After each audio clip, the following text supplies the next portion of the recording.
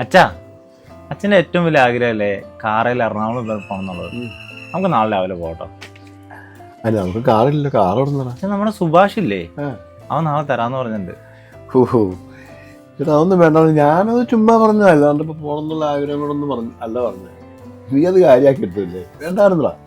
അച്ഛൻ ചുമ്മാ പറഞ്ഞായിരിക്കും, പക്ഷേ നമുക്കൊന്ന് പോകാതെ പോയി അടിച്ചു പൊളിച്ചിട്ട് വരാം കേട്ടോ.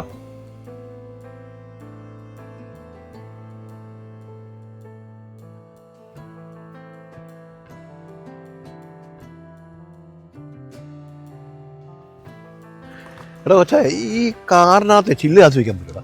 അച്ഛൻ അതിനകത്ത് AC കാറല്ലേ? AC കാറല്ലേ? പിന്നല്ലാതെ.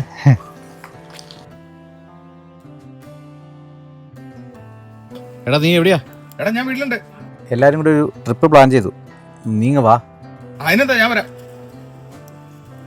എടാ ഒരു ചെറിയ പ്രശ്നം ഉണ്ടല്ലോടാ.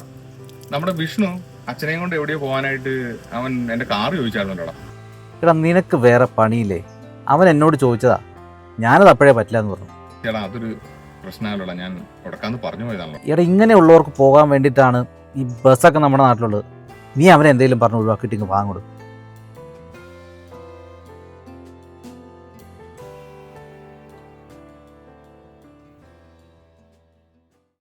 സുഭാഷേ, എടാ ഞാൻ വണ്ടി എടുക്കാൻ വന്നായിരുന്നു.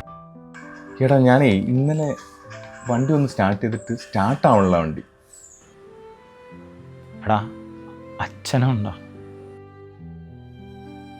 എന്ത് ചെയ്യാനടാ? ഓക്കെടാ, കുഴപ്പമില്ല.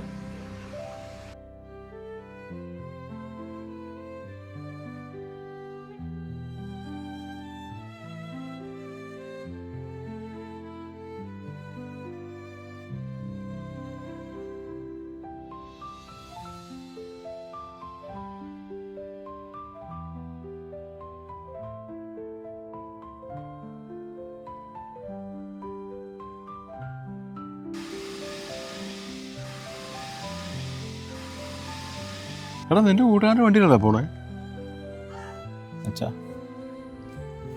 എനിക്ക് മനസ്സിലാടാ, ഇതൊക്കെ എൻ്റെ ജീവിതത്തിൽ എന്തോരം ഉണ്ടാണെന്ന് നിനക്കറിയോ? ഏതായാലും ഒരാളെ മനസ്സിലാക്കാൻ പറ്റിയില്ലേ? എടാ എനിക്ക് സങ്കടമൊന്നുമില്ല, എനിക്ക് മനസ്സിലാവും നിന്നെ. വളരെ പ്രതീക്ഷയോടുകൂടി നമ്മൾ സമീപിക്കുന്ന പലരുടെയും നമ്മളെക്കുറിച്ചുള്ള കാഴ്ചപ്പാടുകൾ എങ്ങനെയെന്ന് മനസ്സിലാക്കിയിരിക്കുന്നത് വളരെ നല്ലതാണ്.